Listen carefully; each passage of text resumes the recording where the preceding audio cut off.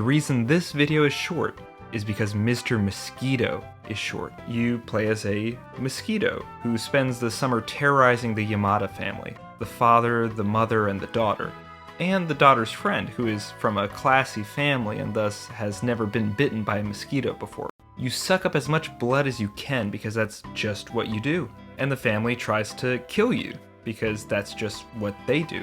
It's a classic absurd game about the foibles and eccentricities festering just beneath the surface of the seemingly normal family.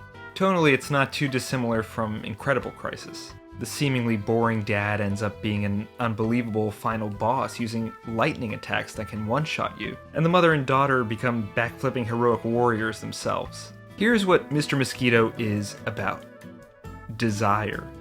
It's a game steeped in all kinds of desire, from the suggestive narration, which hints at a kind of sexual desire, literally the carnal desire of Mr. Mosquito, his craving for the flesh of the family, to the bloodthirsty desire of the family, especially the father, to kill Mr. Mosquito. They end up filling their entire house with fumes, coating nearly every surface in insecticide, electrifying things that should never be electrified. And all this hints at a kind of violent desire. On a more benign level, you could just think about the mother's deep-seated desire to just get her family to take a family photo to commemorate the summer.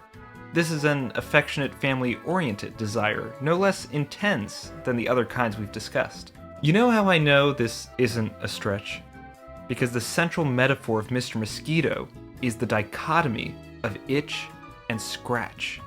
Mosquitoes exist to remind us that our desires can be so overwhelming they can feel like compulsions. We can feel compelled to give in to whatever the given temptation might be. In this case, scratching an itch. And though we all may seem as civilized as the Yamadas, when push comes to shove and we're reminded of the various itches with which we've been afflicted, we have no choice but to scratch, to give in to those impulses, to want to defend our family, to want to kill Mr. Mosquito. And finally, here's the other reason why I feel confident the theme of Mr. Mosquito is the way raw desire, animal desire, undergirds what we take to be our tame, civilized life. Because the mosquito isn't called Mosquito Guy, Mosquito Scoundrel, or Mosquito Maverick. He's called Mr. Mosquito.